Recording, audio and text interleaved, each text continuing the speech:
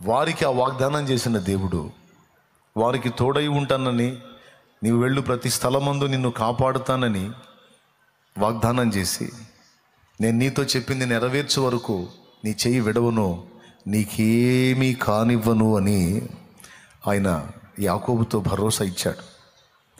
ఈరోజు ఇక్కడ కూర్చున్నటువంటి మనందరము రకరకాల పరిస్థితుల్లో, రకరకాల ఇబ్బందుల్లో, రకరకాల శోధనల్లో ఉండి ఉండవచ్చు. కానీ ఈరోజు మనందరికీ కూడా దేవుడు ఒక వాగ్దాన రూపకమైన సందేశాన్ని ఇస్తున్నాడు. అదేమిటంటే, నేను నీకు తోడుగా ఉంటాను, నేను నీకు తోడుగా ఉంటాను. నీ సంచారాల్లో, నీ జీవన ప్రయాణంలో నేను నీతో ఉంటాను.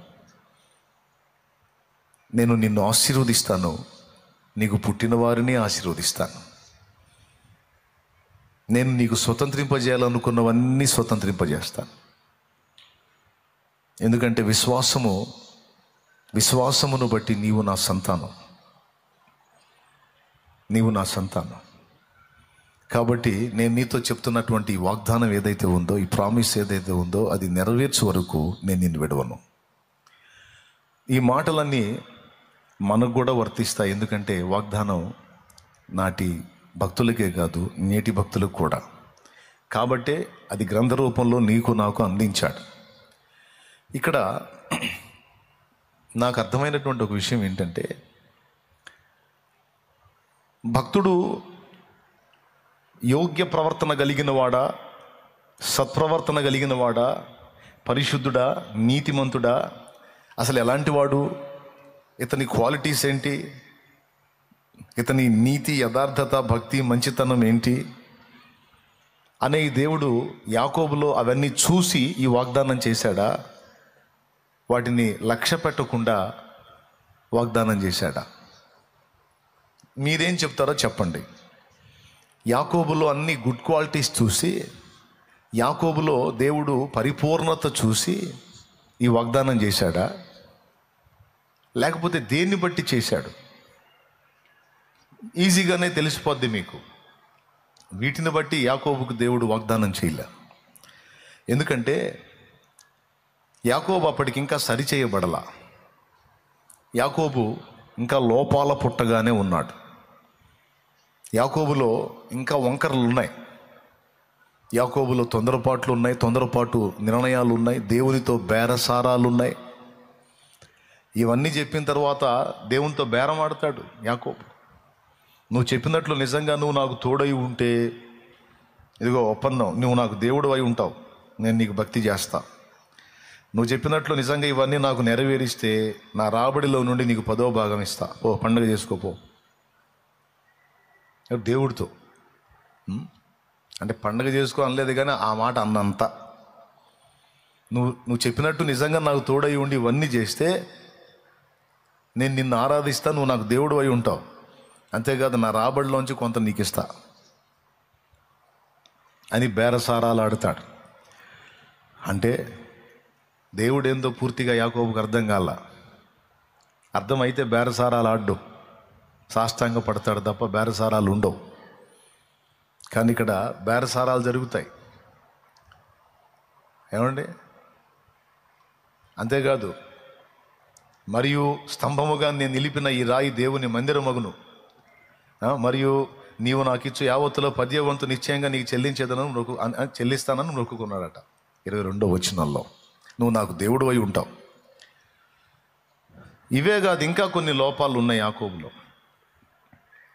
కానీ లోపాల పుట్టగా, సరైన అవగాహన లేనటువంటి వ్యక్తిగా, ఒక బలహీనుడుగా, అస్థిరుడుగా, చంచలుడుగా, స్థిరము లేనటువంటి వ్యక్తిగా ఉన్నటువంటి యాకోబు దేన్ని బట్టి వాగ్దానం పొందాడు? దేన్ని బట్టి వాగ్దానం పొందాడు? అలాంటి ఘటంగా ఉన్న యాకోబుకి ఇంత పెద్ద వాగ్దానం ఎందుకు ఇచ్చాడు దేవుడు?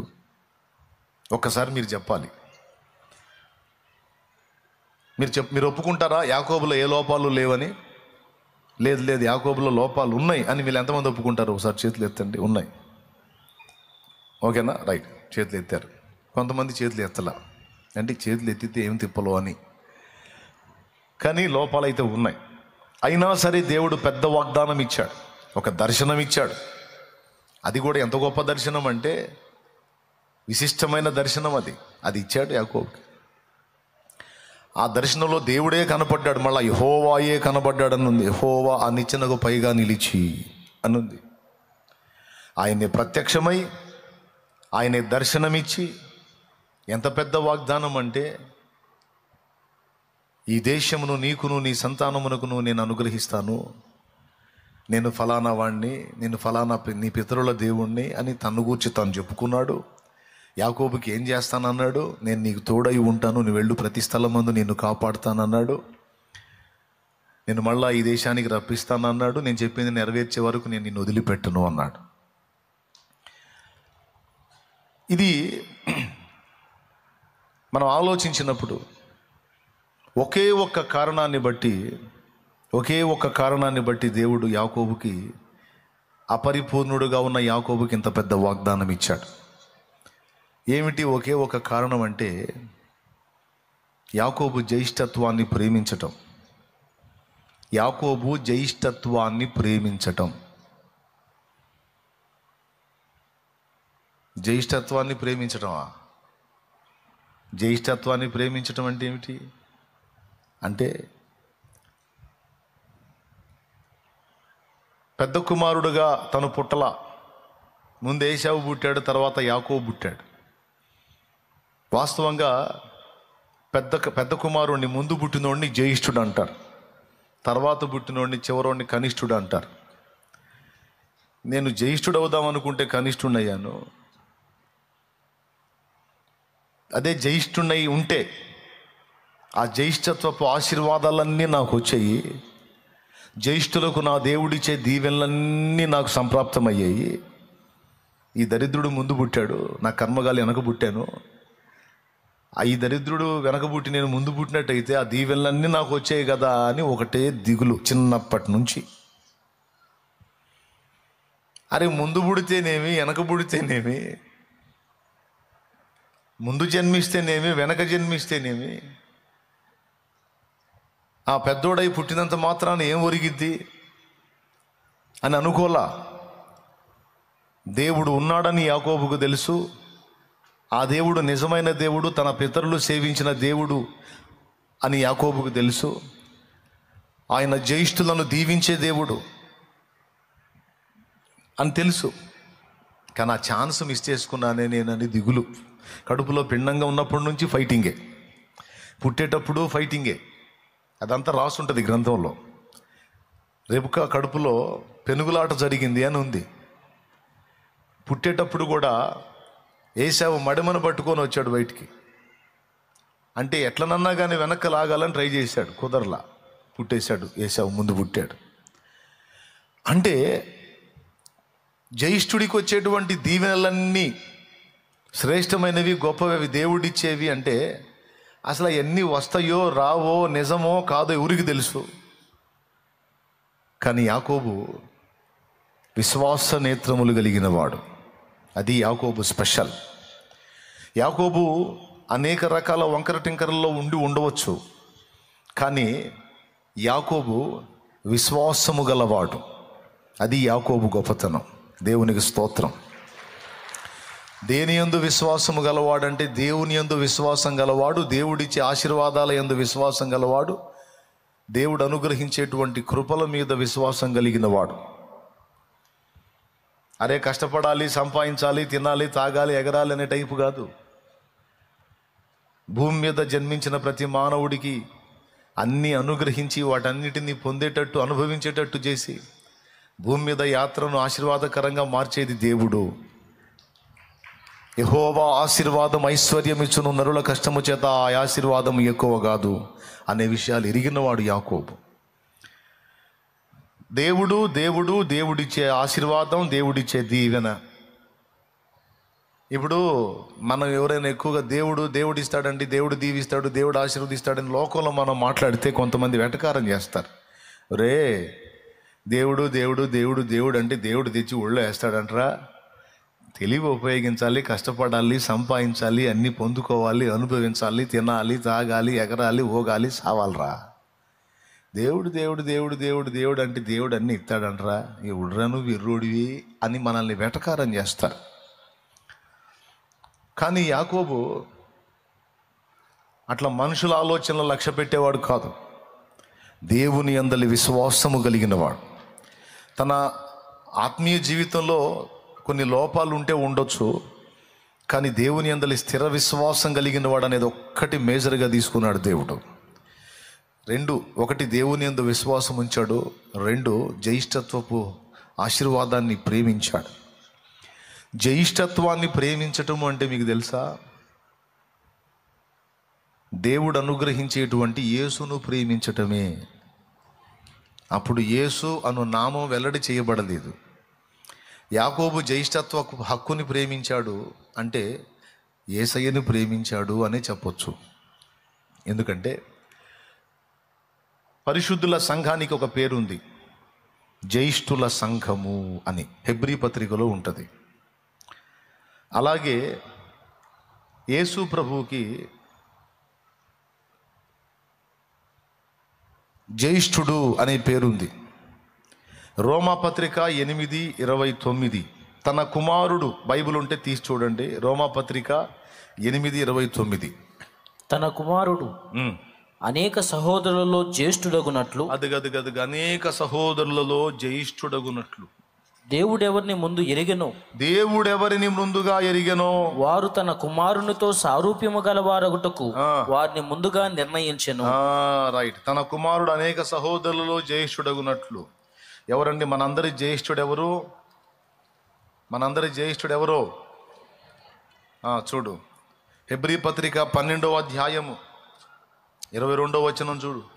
ఇప్పుడైతే సియోనును కొండకును జీవము గల దేవుని పట్టణమునకు అనగా పరలోకపు యెరూషలేమునకును వేవేల కొలది దేవదూతల యొద్దకును పరలోకమందు వ్రాయబడి ఉన్న జ్యేష్ఠుల సంఘమునకును వారి మహోత్సవమునకును అందరి న్యాయాధిపతి అయిన దేవుని యొద్దకును సంపూర్ణ సిద్ధి పొందిన నీతిమంతుల ఆత్మల యొద్దకును క్రొత్త నిబంధనకు మధ్యవర్తి అయిన యేసునొద్దకును హేబేలు కంటే మరి శ్రేష్టముగా పలుకు ప్రోక్షణ రక్తమునకును మీరు వచ్చి ఉన్నారు. దేవునికి స్తోత్రం కలుగును గాక. హల్లెలూయా. అక్కడ జ్యేష్ఠుల సంఘము అన్నాడు.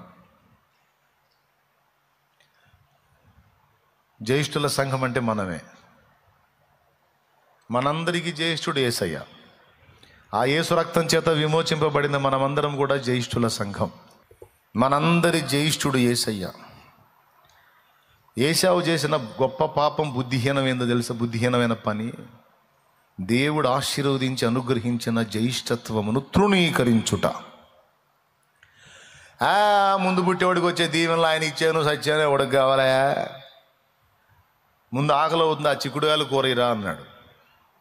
చిక్కుడుగాయలు కూర నేను కష్టపడి వండుకున్నాను ఇప్పటిదాకా, అది ఇవ్వాలంటే మరి నువ్వు ఒక ప్రమాణం చేస్తే ఇస్తా. ఆకలి అవుతుందిరా తమ్ముడా, చచ్చిపోయేటట్టున్నాను, ఇవ్వరా? ప్రమాణం చేయి, ఇస్తా. అయ్యేందో చెప్పు. నీ జ్యేష్ఠత్వపు హక్కు నాకు అమ్ము, అప్పుడు ఈ చిక్కుడుగాయలు కూర ఇస్తా. సరే పో, అమ్మేసాపో, కూర ఇవ్వు, ఆకలి అవుతుంది ఇవ్వరా. అట్లా కాదు, ప్రమాణం చేయి. నా పితరుల దేవుడైన నా ప్రభు సాక్షిగా, ఇదిగో ముందు పుట్టిన నేను జ్యేష్ఠుణ్ణి, నా జ్యేష్ఠత్వపు హక్కుని ఇదిగో ఈ కూర కొరకు నా తమ్ముడైన యాకోబుకు దీన్ని నేను అమ్ముచున్నాను అని ప్రమాణం చేయి అని ఆ జ్యేష్ఠత్వపు హక్కుని పొందుకోవటానికి తన ఆహారాన్ని వదులుకున్నాడు యాకోబు. ఒక్క పూట కూటి కొరకు, ఒక్క పూట ఆహారం కొరకు దేవుడు అనుగ్రహించినటువంటి ఆ గొప్ప దీవెనని తృణప్రాయముగా తృణీకరించాడు ఏశావు. అందును గూర్చి లేఖనం ఏముందో తెలుసా? అది హెబ్రీ పత్రిక 12లో, హెబ్రీ పత్రిక 12లో ఒక్క పూట కూటి కొరకు తన జ్యేష్ఠత్వపు హక్కును అమ్మేసుకున్న ఏశావు వంటి భ్రష్టుడైనా వ్యభిచారి అయినా. ఏమంటే జ్యేష్ఠత్వపు హక్కునే అమ్ముకుంటే భ్రష్టుడు ఎందుకు అయ్యాడు? వ్యభిచారి ఎందుకు అయ్యాడు? జ్యేష్ఠత్వపు హక్కుని కొనుక్కున్నందుకు యాకోబు ఎందుకు ఆశీర్వదించబడిన వాడయ్యాడు? ఎందుకు ధన్యుడయ్యాడు? జ్యేష్ఠత్వపు హక్కును అమ్మేస్తే ఏశావు భ్రష్టుడా? జ్యేష్ఠత్వపు హక్కును అమ్మేస్తే ఏశావు వ్యభిచారా? అసలు ఏంటి అంత పాపం ఏంటది అంటే అక్కడే ఉంది రహస్యం. జ్యేష్ఠత్వపు హక్కు యేసుకు సూచనగా ఉన్నది. జ్యేష్ఠత్వపు హక్కుని తృణీకరించటం యేసును తృణీకరించటంతో సమానం. ఈరోజు కొంతమంది క్రీస్తునందు విశ్వాసంలోకి వచ్చారు, మారు మనసు పొంది బాప్తిస్మం పొంది వారం వారం దేవుని సన్నిధికి వచ్చి దేవుణ్ణి సేవిస్తూ ఉన్న కొంతమంది కులస్తులు ఒప్పుకోలేదని మళ్ళా లోకంలోకి పోయారు. వాళ్ళ కులపోళ్ళు ఊరుకోవట్లేదంట చర్చికి వస్తుంటే.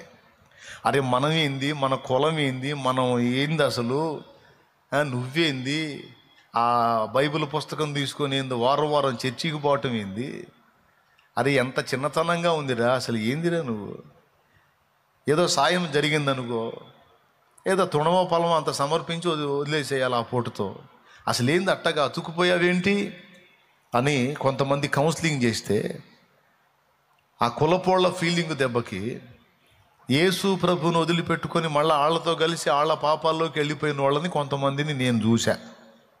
ఏంటి ఒకటి, కొంతమంది మగపిల్లలు ఆడపిల్లల కొరకు విశ్వాసీయుడు మారు మనసు పొందాను అన్నాడు, బాప్తిస్మం పొందాను అన్నాడు, భక్తుడు అన్నాడు. కానీ ఎవరో ఒక అమ్మాయిని లవ్ చేశాడంట, ఆ అమ్మాయి అన్యురాలంట, అందుకని వీడు ఆ అమ్మాయి కోసం యేసు ప్రభుని వదిలిపెట్టి వాళ్ళతో కలిసి భజన చేయడం మొదలుపెట్టాడు. అందులో కలిసి ఒక్కొక్క అమ్మాయి అబ్బాయి కోసం యేసు ప్రభుని వదిలిపెట్టేసి, ఎవరిని యేసు ప్రభుని వదిలిపెట్టేసి అబ్బాయి కోసం పోయి అబ్బాయి మతంలో అబ్బాయి మార్గంలో కలిసిపోయింది. ఇట్లాంటి క్యారెక్టర్లను చూశాను నేను. కొంతమంది వాళ్ళ ఉద్యోగం కోసం, కొంతమంది అధికారుల దయ కోసం, కొంతమంది తమ మతస్థుల విమర్శ తట్టుకోలేక, తమ మతస్థులు మా పిల్లలు పెళ్లి కావాలంటే మరి మా మతపోళ్ళు పెళ్లి చేయమంటున్నారు, సస్తే రామంటున్నారు, చచ్చిపోతే మాకు మోసుకెళ్ళేది ఇవ్వమంటున్నారు, అలాగే బొందలగడ్డలో మాకు ప్లేస్ ఇవ్వమంటున్నారు, కాబట్టి నేను యేసుప్రభుని వదిలేస్తున్నానండి, మా వాళ్ళు ఎంతైనా మా వాళ్ళే కావాలి నాకని పోయిన వాళ్ళని చూశాను నేను కొంతమందిని. కొంతమంది డబ్బును అపేక్షించి వదిలిపెట్టి పోయిన వాళ్ళు ఉన్నారు. ఈ సరుకంతటిని కలిపి ఒక్క మాటలో చెప్పాలంటే ఒక పూట కూటి కొరకు తన జ్యేష్ఠత్వపు హక్కును అమ్మేసుకున్న ఏశావు లాంటి భ్రష్టమోక. ఇది ఏం మోక అంటే భ్రష్టమోక. భ్రష్టుడు అంటే పోగొట్టుకున్నవాడు. తెలుసా మీకు? పదవీ భ్రష్టుడు అంటారు, అంటే పదవి కోల్పోయినవాడు, పదవి పోగొట్టుకున్నవాడు. అధికార భ్రష్టుడు అంటే అధికారం పోగొట్టుకున్నవాడు. అర్థమైందా? మతభ్రష్టుడు అంటే మతమును వదిలిపెట్టేసిన వాడు. భ్రష్టుడు అంటే తొలగిపోయినవాడు, కోల్పోయినవాడు, పోగొట్టుకున్నవాడు అని అర్థం వస్తుంది. అయ్యలారా వినండి బాగా.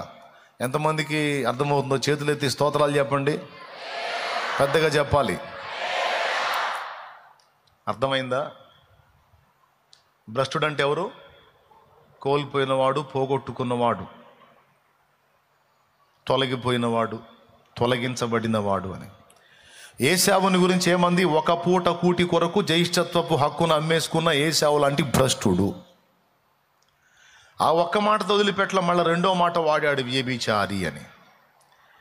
ఎందుకు వ్యభిచారి అనే పదం వాడాడంటే, జీవము గల దేవుణ్ణి విడిచిపెట్టి అన్యమైన వాటి వైపు వెళుతున్న వాళ్ళల్లో కూడా ఆ లిస్టులో చేర్చబడ్డట్టు గ్రంథం సాక్ష్యం ఇస్తుంది. ఇశ్రాయేలు యెహోవాను సేవించాలి, కానీ యెహోవాను సేవించకుండా వాళ్ళు వేరే వాటిని సేవించినందుకు వారు నన్ను విసర్జించి బయలు దేవతతో వ్యభిచరించుచున్నారు అని రాయించాడు గ్రంథంలో. అర్థమైందా? నన్ను విసర్జించి బయలు దేవతతో వ్యభిచరించిది. చూస్తారా? హోషేయ గ్రంథం ఒకసారి తీయండి, 2వ అధ్యాయము 13వ వచనం చదవండి. అది నన్ను మరచిపోయి నగలు పెట్టుకొని శృంగారించుకొని బయలుదేవతలకు ధూపము వేసి ఉండుటను బట్టి దాని విటకాండ్రు అంటే దానితో వ్యభిచరించిన వారు. విటకాండ్రు అంటే వ్యభిచరించిన వారు. వెంటాడి ఉండుటను బట్టి నేను దాన్ని శిక్షింతును, ఇది యెహోవా వాక్కు. చాలు. విటకాండ్రు అంటే ఏంటో తెలుసా అండి? ఈ ఒక చోటే కాదు, 10వ వచనం చదువు. దాని విటకాండ్రు చూచుచుండగా నేను దాని పోకిరితనమును బయలుపరుతును. అద్దుగో ఏమన్నాడు మళ్ళీ ఇక్కడ కూడా విటకాండ్రు అన్నాడు. అంటే వ్యభిచారుల దగ్గరికి వెళ్ళే వాళ్ళు విటకాండ్రు, విటులు అంటారన్నమాట.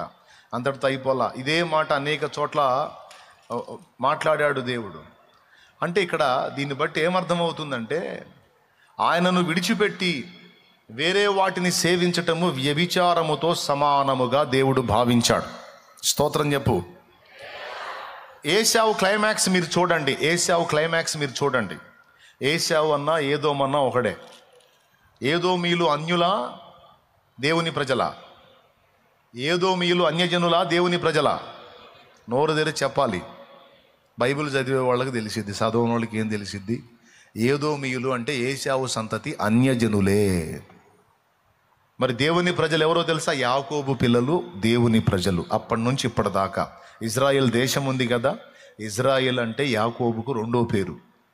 ఇజ్రాయేలు అంటే దేవునితో పోరాడువాడు, దేవునితో పోరాడి గెలిచినవాడు. ఇజ్రాయేల్ అంటే అర్థం అది.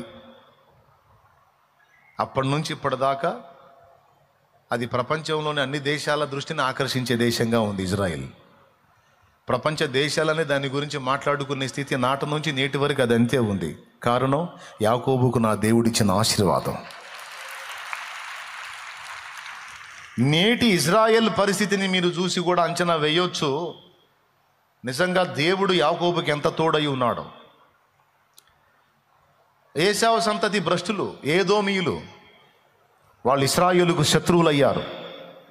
అంటే ఇప్పుడు ఏశావు ఏమైపోయాడు? భ్రష్టుడైపోయాడు, వ్యభిచారి అయిపోయాడు. అంటే అన్య దేవతలను ఆరాధించేవాడైపోయాడు. కాబట్టి ఇప్పుడు నేను ఈ విషయాన్ని ఎందుకు మీకు ప్రస్తావించానంటే, జ్యేష్ఠత్వం అనే దాన్ని తృణీకరించటం, సాక్షాత్తు యేసును తృణీకరించటం అంత పాపంతో ఎంచాడు దేవుడు. జ్యేష్ఠత్వాన్ని తృణీకరించి అతడు భ్రష్టుడైపోయాడు.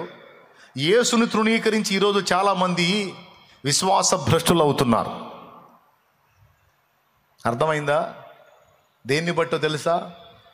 దయ్యముల బోధను బట్టి, కొంతమంది మాట్లాడేటువంటి మాటల్ని బట్టి, కొంతమంది చేసేటువంటి వ్యాఖ్యలను బట్టి బలహీనపడి విశ్వాస భ్రష్టులైపోతున్నారు. నేను చెప్తున్నా, మన జ్యేష్ఠుడైన యేసును ఒక్కడిని కలిగి ఉండి లోకమంతా కోల్పోయినా మనకు నష్టం లేదు. ఎందుకంటే ఆయనకి ఇష్టమైతే మనం కోల్పోయిన దానికి 10ంతలుగా తెచ్చి మళ్ళీ మన కాళ్ళ దగ్గర పడేసే దమ్ము యేసయ్యకుంది. కొడితే గట్టిగా.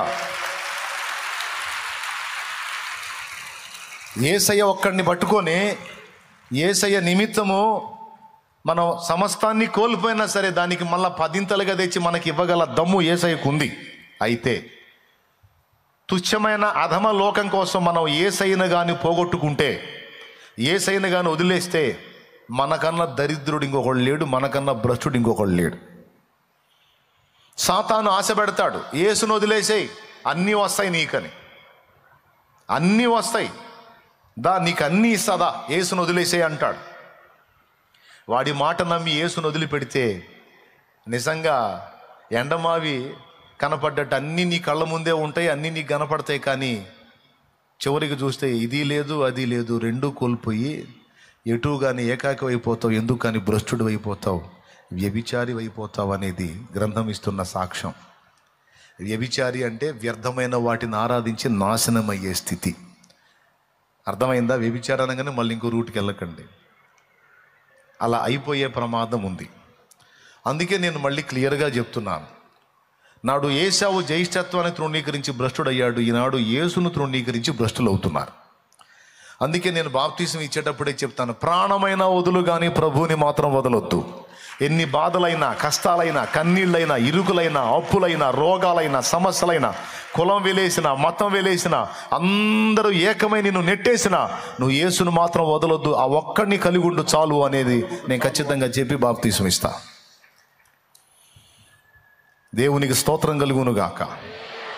హల్లెలూయా. ఎందుకంటే యేసు ఒక్కడు మనకుంటే చాలు, మనకు అన్నీ ఉన్నట్టే. యేసు ఒక్కడు మనకు లేకుండా ఎన్నున్నా అవి లేనట్టే, అవి శూన్యమే. ఎందుకంటే మనం వెతుకుతున్న సంతోషం, సమాధానం, ప్రశాంతత, నెమ్మది అంతా యేసులోనే ఉంది. ఆ యేసయ్య ఒక్కడుంటే చాలు, అందరూ వదిలేసినా సరే బతికేయొచ్చు. నువ్వు ఎదుర్కొంటున్న ప్రతికూలతలకు జడియకు, భయపడకు. అవి ఎంతటివైనా కానీ, ఎంతటి విషాదాలైనా కానీ, ప్రేమించిన వారు లోకాన్ని విడిచిపోని, నలువిధములైన శ్రమలు నలువైపుల నుండి నీ మీద పడని, మొక్కవోని దీక్షతో యేసు వైపు చూస్తూ విశ్వాసంతో ముందుకు సాగిపో. నా తండ్రి తగిన కాలం ముందు నిన్ను తప్పకుండా హెచ్చించి ఆశీర్వదించి ఒక ఫలభరితమైన పాత్రగా నిన్ను మారుస్తాడు. ఆయన ఒక వెలుగు వెలిగించాలని ఆశపడతాడు, కానీ మనల్ని తరిగించాలని ఎప్పుడూ అనుకోడని నమ్ము. ఓకేనా? ఎన్ని రకాల శోధనల్లో ఉన్నా ధైర్యం తెచ్చుకో. అర్థమైందా? ఎన్ని ప్రతికూలతలు నువ్వు ఎదుర్కొంటున్నా తమ్ముడా, చెల్లెమ్మా, దేవునికి అప్పచెప్పుకో, ధైర్యం తెచ్చుకో. చావుని కోరవద్దు, జీవితం మీద విసుగు విరక్తి చెందొద్దు. నీ ఊపిరినంత వరకు నీకు నిరీక్షణ ఉంది. ఏ ఘడియలోనైనా దేవుడు తన బలమైన బాహు చాపి నీడల కార్యం చేయొచ్చు. అంతా అయిపోయింది అనుకున్న ఆఖరి నిమిషంలో కూడా అద్భుతం చేయగల దేవుడు ఆయన. అర్థమైందా? అలా ఎన్నో నిరూపణలు బైబిల్లో ఉన్నాయి కాబట్టి ఏం భయపడొద్దు. నా దేవుని కార్యం తప్పకుండా నీ జీవితంలో జరిగింది. ఆ విశ్వాసంతోనే నువ్వు ముందుకు సాగిపోవాలి. చాలామంది మోకాళ్ళుని ఎప్పుడు ప్రార్థన చేసినా నా అప్పుల సంగతి ఏంది, నా ఉద్యోగం సంగతి ఏంది, నా వ్యాపారం సంగతి ఏంది, నా రోగం సంగతి ఏంది, అమ్మాయి పెళ్ళేంది, అబ్బాయి పెటాకులేంది.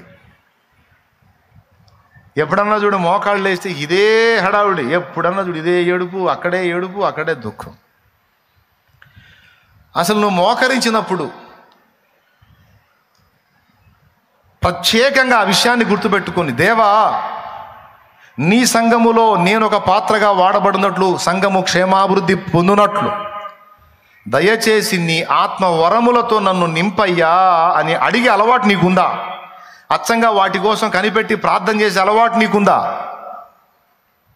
ఇక్కడ ఏమన్నాడో తెలుసా పౌలు మహనీయుడు? ఒక్కసారి కొరింథీయులకు రాసినటువంటి మొదటి పత్రిక 14వ అధ్యాయము మొదటి వచనం నుంచి ఒకసారి చదవండి, చూడండి ఏముంది అక్కడ. ప్రేమ కలిగినటకు ప్రయాసపడుడి, ఆత్మ సంబంధమైన వరములను ఆసక్తితో అపేక్షించండి అన్న ఒక్క మాట మళ్ళీ చదవండి. ఆత్మ సంబంధమైన వరములను ఆసక్తితో అపేక్షించుడి. అడగటం రెండు రకాలు ఉంది. ఆసక్తి లేకుండా అడగటం ఉంటుంది, ఆసక్తితో అడగటం ఉంటుంది. కొంతమంది అడుగుతారు, ఇట్లా చేయాలనుకుంటున్నాను, మరి ఏమన్నా ఇస్తావా, కుదిరిద్దా, ఇస్తావా, అయిద్దా, కుదిరిద్దా, మరి ఇస్తానంటే మరి నేను మరి చూడు ఏదన్నా అవకాశం ఉంటే. ఇది కూడా అడగటమే, కానీ ఇందులో నువ్వు ఇచ్చావు, లేకపోతే నీ తాత ఇంకొకడు అన్నట్టు ఉంటుంది. అలా ఉన్నప్పుడే ఇలాంటి డైలాగులు, ఇస్తావా, మరి ఏమన్నా చూస్తావా,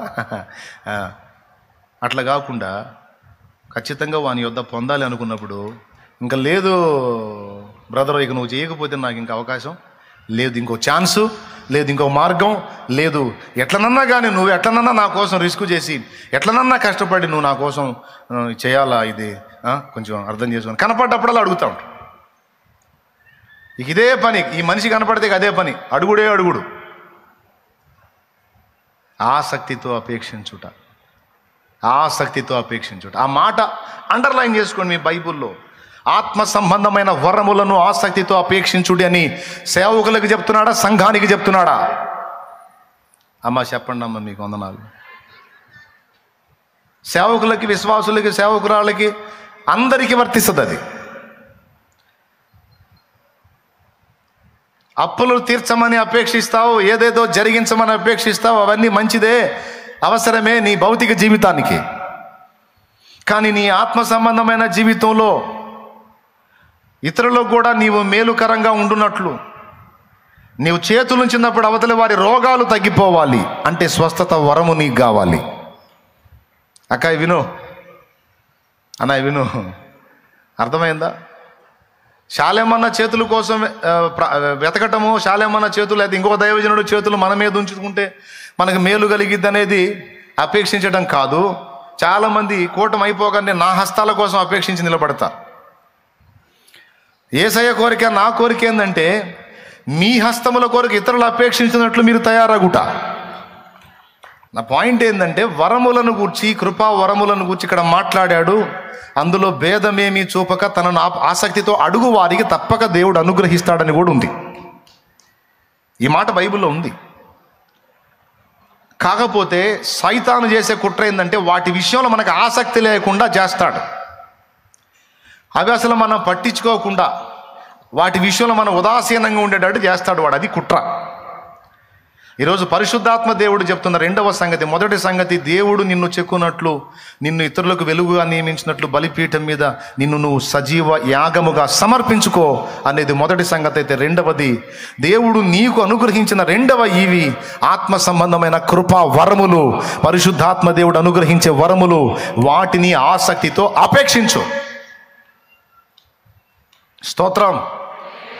ఏం చేయాలి? వాటిని ఆసక్తితో అపేక్షించినప్పుడు నీకు దేవుడు స్వస్థపరచు వరం ఇవ్వచ్చు, ఆత్మల వివేచన ఇవ్వచ్చు, విశ్వాస వరం ఇవ్వచ్చు, బుద్ధివాక్య వరం ఇవ్వచ్చు, జ్ఞానవాక్య వరం ఇవ్వచ్చు, అద్భుత కార్యములు చేసే శక్తి ఇవ్వచ్చు, ప్రవచన వరం ఇవ్వచ్చు, నానావిధ భాషలు మాట్లాడి దేవుని మహిమపరిచి దేవుని మూలముగా మర్మములు పలికే వరం ఇవ్వచ్చు. అక్కడ చెప్పబడిన వరములలో నీవు అడిగినట్లయితే, ఆసక్తితో అపేక్షించినట్లయితే తప్పకుండా దేవుడు తన చిత్తానుసారముగా నీవు అడిగిన వరములను అనుగ్రహించుటకు శక్తివంతుడు. ఎప్పుడన్నా ఆసక్తితో అడిగా, ఇప్పుడు నేను కూటంలో చెప్పా కదా, ఇంటికి పోయినాక సాయంత్రం ఖచ్చితంగా అడుగుతా, ప్రభా ఇలా ఏదో మొత్తుకొని చెప్పాడులే నాయన, మరి నాకు కూడా ఏదైనా వరం ఈ ప్రభా అన్న చెప్పింది నిజమేగా, ఏదన్నా వరం ఈ ప్రభా, ఇస్తావా ఇవా ఏమో ఇచ్చా లేతలే, అప్పుల సంగతి మాత్రం చూడయో, నీకు స్తోత్రం ప్రభా.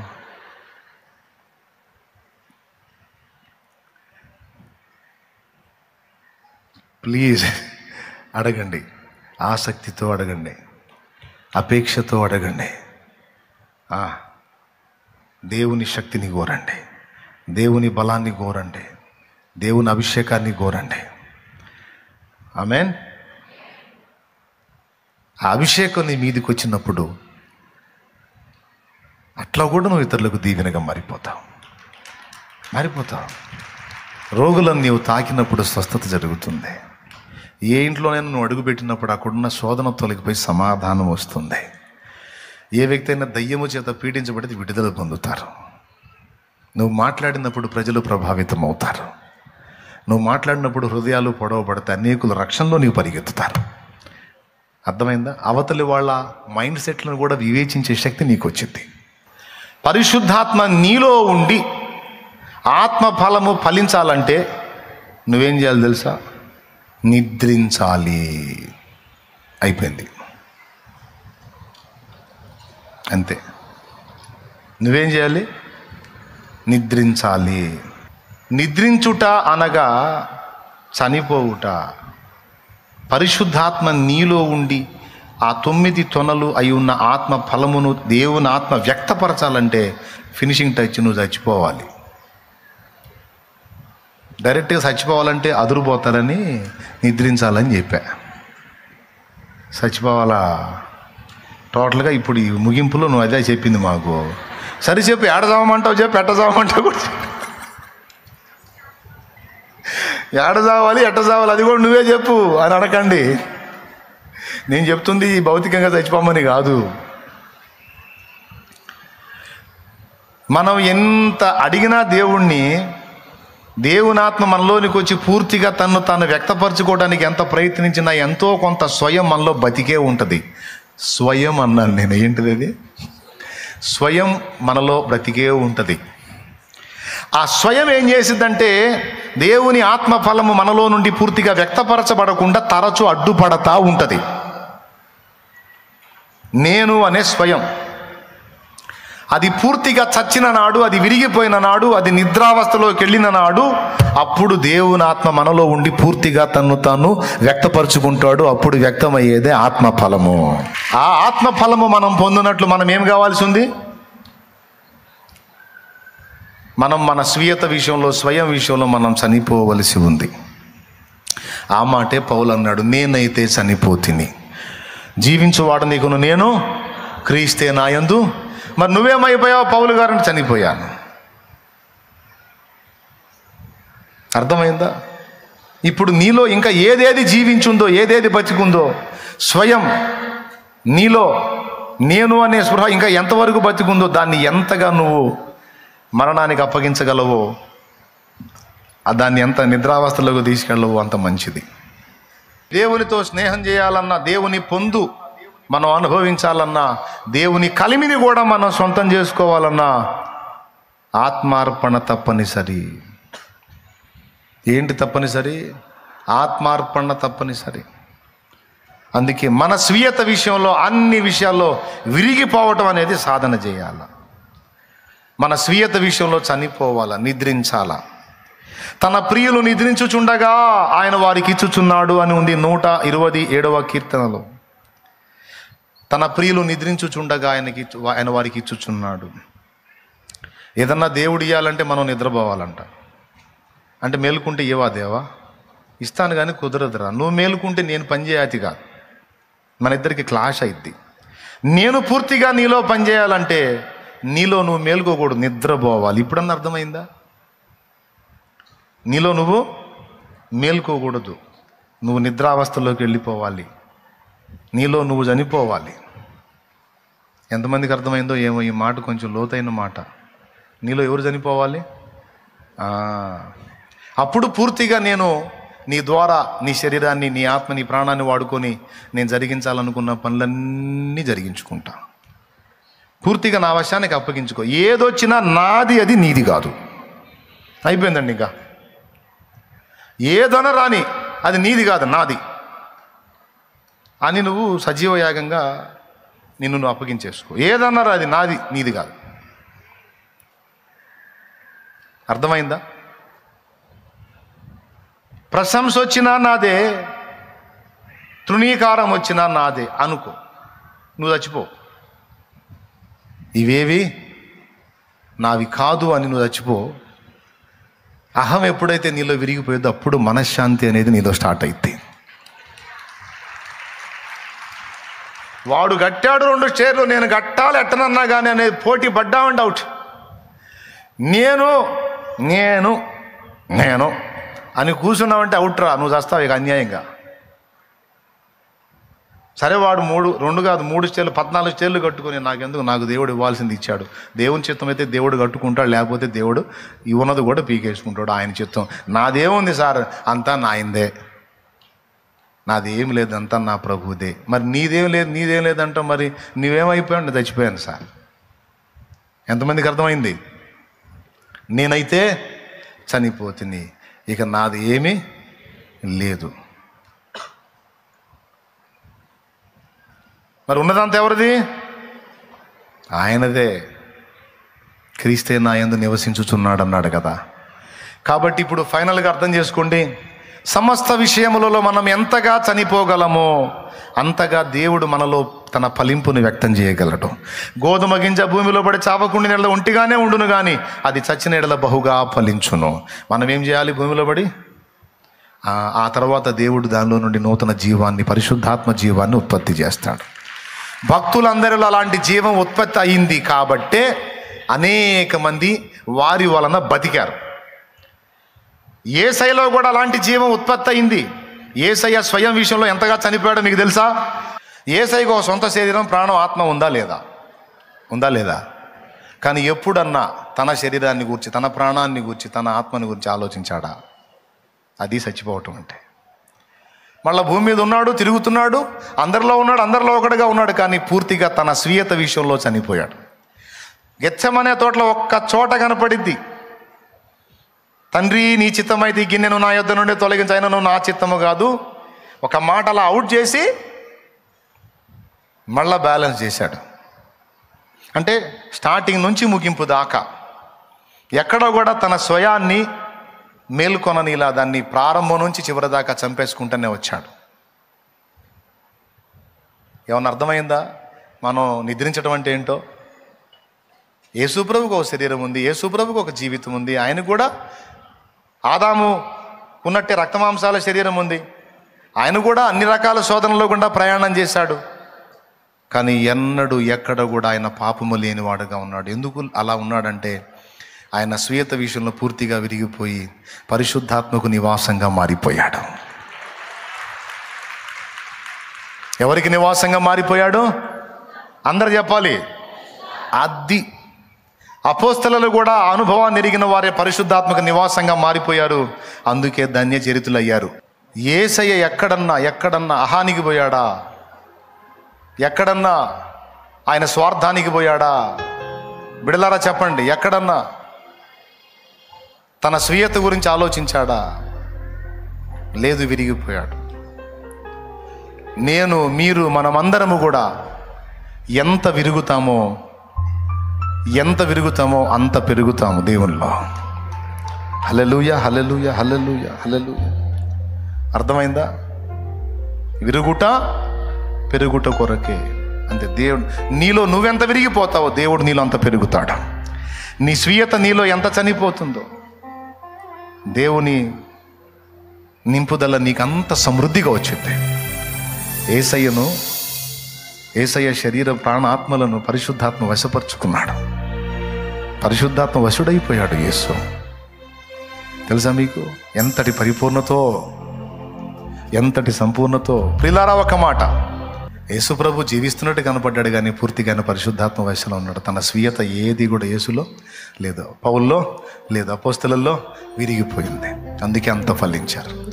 మనకు ముందు వాడబడిన భక్తులు కూడా అలా విరిగిపోయారు. ఘనత, అఘనతని, సుకీర్తి, దుష్కీర్తి అన్నిటినీ వాళ్ళు ఫేస్ చేశారు. చరిత్ర పుటల్లో నిలిచిపోయారు. ధన్య చరిత్రలయ్యారు. జీవితాలకు మేలుకరంగా మారిపోయారు. కాబట్టి మనందరినీ నా తండ్రి అలా చేయునుగాక. హల్లెలూయా.